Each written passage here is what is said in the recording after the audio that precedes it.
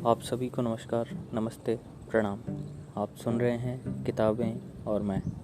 यहाँ आपको सुनने को मिलेंगे प्रसिद्ध लेखकों के बेहतरीन उपन्यास, नाटक और कहानियाँ। तो बने रहिए मेरे यानी लवेश कुमावत के साथ और सुनते रहिए किताबें और मैं। आज मैं आपको सुनाने जा रहा हूँ रविंद्रनाथ टैगोर की लिखी कहानी सुभाषिनी। उसकी बड़ी दो बहनों के नाम कुकेक्षिणी और सुहासिनी रखने के पश्चात जब वाणीकंठ बाबू के घर तीसरी कन्या ने जन्म लिया तो बड़े प्यार दुलार से उन्होंने उसका नाम रखा सुभाषिणी। मगर तब किसी को क्या पता था कि कन्या गूंगी होगी, किंतु अब उसे केवल सुभा कहकर बुलाया जाता है। दोनों बड़ी बहनों के विवाह हो चुके हैं। छोटी सुभा माता पिता के हृदय का बोझ बनी घर की शोभा बढ़ा रही है, जो बोल नहीं सकती मगर अनुभव सब कुछ कर सकती है। घर के लोग यह बात न समझकर उसी के सामने उसके भविष्य को लेकर तरह तरह की बातें किया करते हैं। उनकी अधिकांश बातें सुभा को लेकर चिंता और फिक्र जाहिर करने वाली होती हैं, मगर सुभा अपनी स्थिति से बखूबी वाकिफ़ है। वह जानती है विधाता के किसी शाप के कारण ही उसने इस रूप में और इस घर में जन्म लिया है। अपने लिए इतनी चिंता फिक्र होते देखकर अब उसे क्षोभ होता है। परिणाम स्वरूप अब वह सदैव अपने को घर वालों की दृष्टि से बचाए रखने का प्रयत्न करने लगी। वह मन ही मन सोचती कि कितना ही अच्छा हो कि सब उसे भूल जाएं, लेकिन जहाँ पीड़ा है उस स्थान को क्या कोई भूल सकता है। अपने माता पिता के मन की जीती जागती पीड़ा ही तो थी वह। उसकी माँ तो उसे अपने किसी विशेष ही दोष के रूप में देखती है, क्योंकि प्रत्येक माता पुत्र की अपेक्षा पुत्री को कहीं अधिक अपने अंश के रूप में देखती है और पुत्री में किसी प्रकार की कमी होने पर उसे अपने लिए विशेष लज्जाजनक समझती है। किंतु सुभा के पिता उसे दोनों बड़ी पुत्रियों की अपेक्षा कुछ अधिक ही स्नेह करते हैं, जबकि माँ उसे देखते ही उदासीन और चिंताग्रस्त हो जाती है। उसकी दृष्टि में वह उसकी कोख का कलंक है। सुभा के पास जुबान नहीं है, पर उसकी लंबी लंबी पलकों में छिपी बड़ी बड़ी आँखें और उसके होंठ आवश्यकता पड़ने पर सब कुछ कह देते हैं। होठों को तो मन के भाव का तनिक संकेत भर चाहिए होता है, वे फौरन काँप काँप उठते हैं।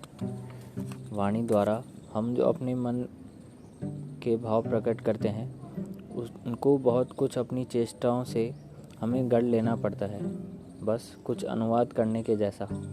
किंतु कई बार इसमें चूक हो जाती है।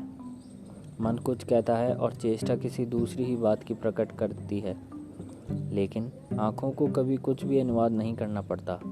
मन अपने आप ही उन पर प्रभाव डालता रहता है। मन के भाव अपने आप ही आँखों की मूक भाषा में कभी विस्तृत होते हैं और कभी संकुचित। खुशी, गम, गुस्सा, नाराज़गी, पसंद नापसंद सभी कुछ तो आंखें कह देती है। सुबह की आंखों में अक्सर वेदना दिखाई देती है, नाराज़गी दिखाई देती है। पीड़ा इस बात की है कि दूसरे हम उम्र लड़कियों से उसे सदा तिरस्कार मिलता है। कोई उससे न बोलता है न हास परिहास करता है। भरी दोपहरिया में वह अकेली और गुमसुम बैठी रहती है। इस गांव का नाम है चड़ीपुर। उसके पार्श्व में बहने वाली नदी बंगाल की एक छोटी सी नदी है, घर की सबसे छोटी कन्या के समान। उसका फैलाव बहुत दूर तक नहीं है, छोटी अवश्य है किंतु आलस्य रहित है। अपनी इकहरी देह के लिए अपने दोनों छोरों की रक्षा करती है, अपना काम करती रहती है। उसके दोनों छोरों पर दो गांव हैं, दोनों को ही यह समान रूप से प्रिय है। उसके दोनों छोरों पर छायादार वृक्ष हैं। वाणीकंठ बाबू का घर नदी के बिल्कुल किनारे पर है। खपच्चियों का बेड़ा, ऊंचा छप्पर, आम, कटहल और केलों का बगीचा प्रत्येक नाविक की दृष्टि अपनी ओर खींचते हैं। इन सब से आकर्षित होने वालों की दृष्टि कभी उस गूंगी कन्या पर पड़ती है या नहीं, यह तो नहीं मालूम, परंतु उसे जैसे ही काम धंधे से फुर्सत मिलती वैसे ही वह नदी के किनारे जा बैठती। वहाँ प्रकृति उसे अपनी गोद में बैठाकर उसकी सारी कमी को पूर्ण कर देती है। जल की स्वर ध्वनि नाविकों का सुमधुर गान, चिड़ियों का चहचहाना, हवा में साए साए की स्वर लहरी बिखेरती वृक्ष, ये सब मिलकर उसके हृदय को संगीतमय बना देते हैं। वे भी तो उसी की भांति गूंगे हैं। यही तो उनकी भाषा है, शब्दविहीन भाषा, वैसी जैसी भाषा सुबह के पास है। दोपहर को नाविक और मछुआरे खाने के लिए अपने अपने घरों को चले जाते हैं। पक्षी आराम करते हैं। जलवाहन अर्थात नौकाएं थककर विश्राम करने लगती हैं। जनसमाज अपने सारे काम धंधों को बीच में रोककर सहसा भयानक निर्जन मूर्ति धारण करता है। तब रुद्र महाकाल के नीचे एक गूंगी प्रकृति और एक गूंगी कन्या दोनों आमने सामने चुपचाप बैठी रहती हैं, एक दूर तक फैली हुई धूप में और दूसरी एक छोटे से वृक्ष की छाया में। सुभाषिनी की कोई सहेली नहीं थी, ऐसा नहीं था। घर में सरस्वती और पार्वती नामक 2 गायें हैं। सुभा ने हालांकि इन दोनों से उन्हें कभी नहीं पुकारा, फिर भी वे उनके कदमों की आहट से उसे पहचानती है। सुभाषिनी का बिना बातों का एक ऐसा वरुण स्वर है जिसका अर्थ वे भाषा की अपेक्षा कहीं अधिक सरलता से समझ जाती हैं। वह कभी उन पर लाड करती है, कभी डांटती है, कभी प्रार्थना का भाव दर्शाकर उन्हें मनाती और इन बातों को उसकी सारों और पारों इंसान से कहीं अधिक और भलीभांति समझ जाती है। सुभाषिनी गौशाला में घुसकर अपनी दोनों बाहों में जब सारों की गर्दन पकड़कर उसके कान के पास अपनी कनपटी रगड़ती, तब पारो स्नेहहीन दृष्टि से उसकी ओर निहारती हुई उसके शरीर को चाटने लगती है। सुभाषिनी दिन भर में कम से कम 3 बार तो नियम से गौशाला में जाया करती है। इसके सिवा अनियमित आना जाना भी बना रहता। घर में जिस दिन वह कोई सख्त बात सुनती, उस दिन उसका समय अपनी गूंगी सहेलियों के पास ही बीतता था। सुभाषिनी की व्यथा वे न जाने कैसे समझ जाती और उसकी देह से सटकर धीरे धीरे उसकी बाहों पर सींग घिस कर अपनी मौन आकुलता से उसको धैर्य बंधाने का यत्न करती। इसके सिवा एक बकरी और बिल्ली का एक बच्चा भी था। उसके साथ सुबह की गहरी मित्रता तो नहीं थी, फिर भी वे उसको बहुत प्यार से रखते और कहने के अनुसार चलते थे। बिल्ली का बच्चा चाहे दिन हो या रात, जब तक सुबह की गर्म गोद पर बिना किसी संकोच के अपना हक जमा लेता और सुख की नींद सोने की तैयारी करता, और जब सुभाषिनी उसकी गर्दन और पीठ पर अपनी कोमल उंगलियां फेरती, तब तक वह ऐसा भाव दर्शाने लगता मानो उसे खास ही आनंद मिल रहा हो। ऊंची श्रेणी के प्राणियों में सुभाषिनी को और भी एक मित्र मिल गया था। वह था गुस्साइयों का छोटा बेटा प्रताप। प्रताप बिल्कुल आलसी और निकम्मा था, किंतु वह सुभाषिनी की तरह मौन नहीं था। वह वाचाल था। उसके माता पिता ने बड़े प्रयत्न किए कि वह कोई कामकाज करके परिवार की मदद करे, किंतु सब व्यर्थ। परिणाम अब तो उन्हें आशा ही छोड़ दी थी। ऐसे निकम्मे और निठल्ले घर में भले ही नापसंद किए जाते हों, किंतु शेष समाज के लिए वह स्नेह के पात्र होते हैं।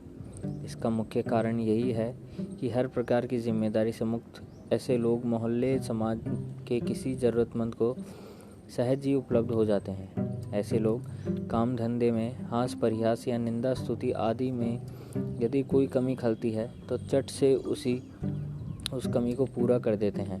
प्रताप की विशेष रुचि है मछली पकड़ना। इससे उसका बहुत सा समय आसानी से कट जाता था। तीसरे पहर नदी के तट पर वह अक्सर इस काम में व्यस्त दिखाई देता और इसी बहाने सुभाषिनी ने से भी उसकी भेंट हो जाया करती। चाहे किसी भी काम में हो, साथ में एक साथी मिलने से प्रताप का हृदय खुशी से नाच उठता। वैसे भी मछली के शिकार में मौन साथी ही सबसे उत्तम माना जाता है। प्रताप सुभाषिनी की इसी खूबी को जानता है और इसकी कद्र करता है, किंतु यदि कारण है कि अन्य सब तो सुभाषिनी को सुबह पुकारते हैं, किंतु उसमें और भी स्नेह भरकर सुबह को सू कहकर बुलाता है। सुभाषिनी इमली के वृक्ष के नीचे बैठी रहती और प्रताप पास ही जमीन पर बैठा नदी में कांटा डाले उसी की तरफ निहारता रहता। प्रताप के लिए सुबह हर रोज़ पान का एक बीड़ा स्वयं अपने हाथ से लगाकर लाती और शायद बहुत देर तक बैठे बैठे देखते देखते उसकी इच्छा होती कि वह प्रताप की कोई विशेष सहायता करे, उसके किसी काम में सहारा दे। उसके मन में ऐसा आता कि किसी प्रकार वह यह बता दे कि संसार में वह भी कोई कम महत्वपूर्ण नहीं है किंतु उसके पास न तो कुछ करने को था न वह कुछ कर सकती थी। तब वह मन ही मन भगवान से ऐसी अलौकिक शक्ति के लिए विनती करती कि जिससे वह जादू मंत्र से चट से ऐसा कोई चमत्कार दिखा सके जिसे देखकर प्रताप दंग रह जाए और कहने लगे, वाह सु, तुम तो बहुत करामाती हो।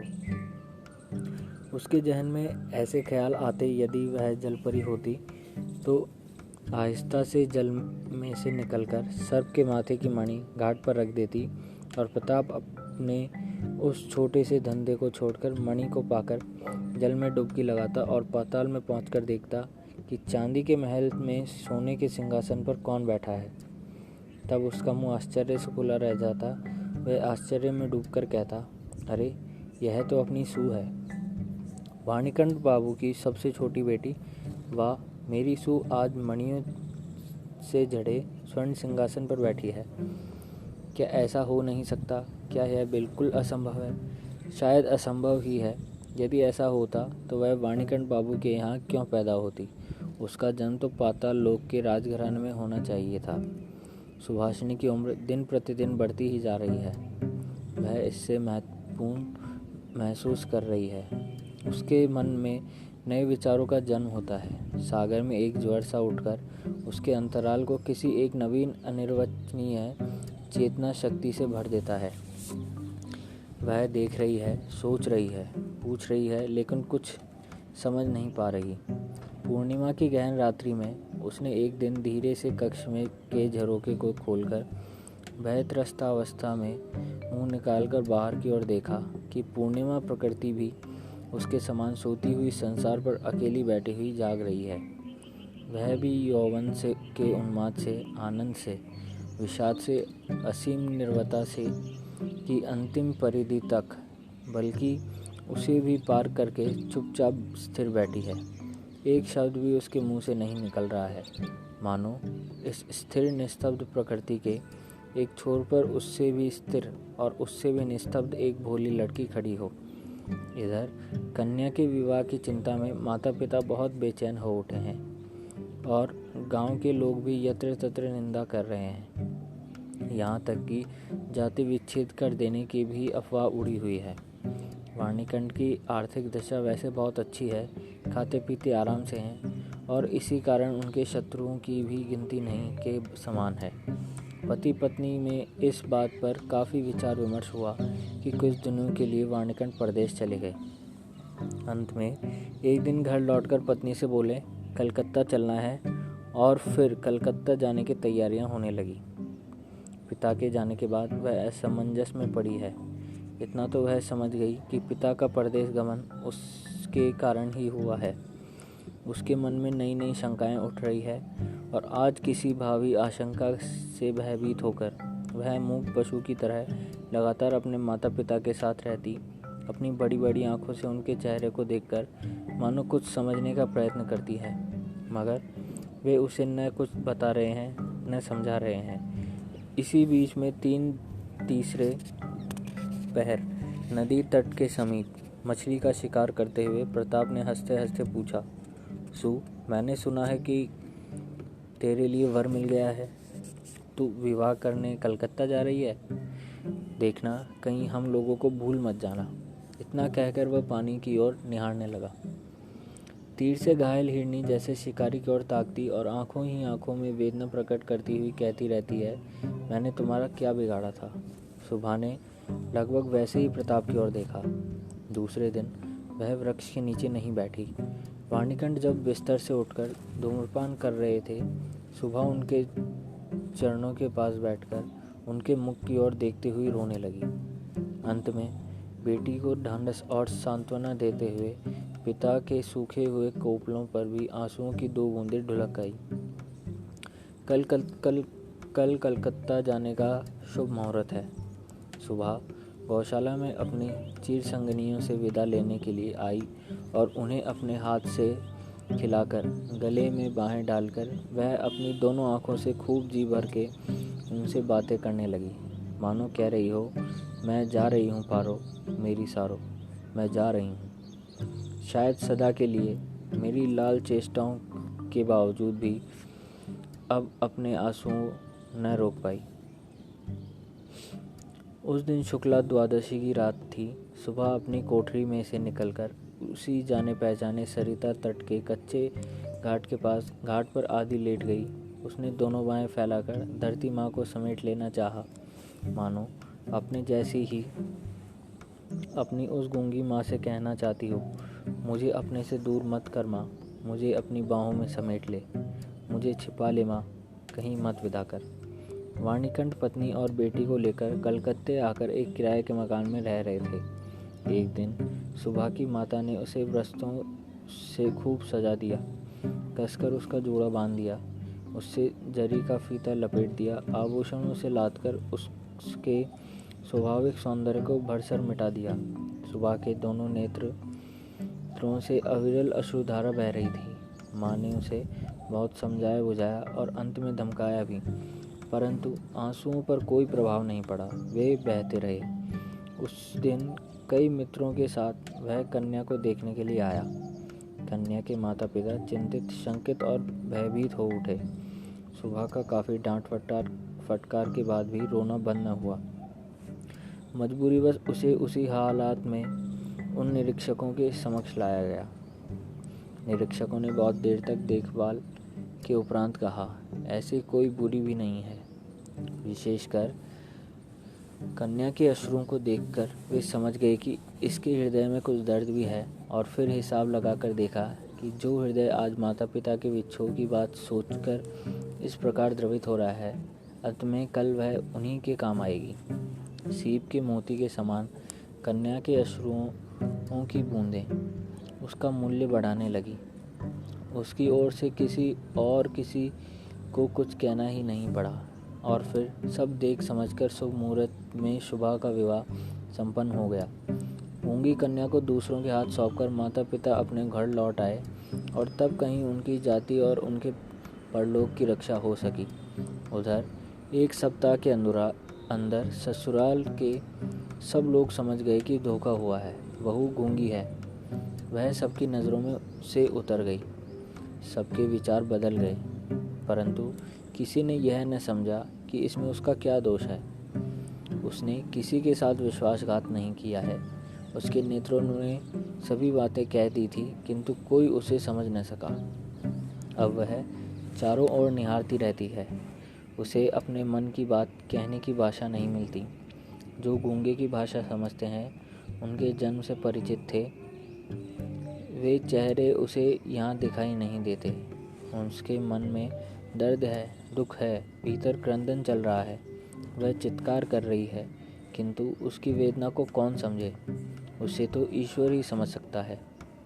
फिर कुछ दिन बाद ही एक और वज्रपात हुआ। पति दूसरी पत्नी ले आया, किंतु इस बार उसने उसकी हर प्रकार की परीक्षा ली थी, आँखों की, कानों की और जिह्वा की भी। तो यह थी आज की कहानी सुभाषिनी। आशा करता हूँ आपको यह कहानी अच्छी लगी होगी। तो ऐसी ही और कहानियाँ सुनने के लिए सुनते रहिए किताबें और मैं। तब तक के लिए धन्यवाद।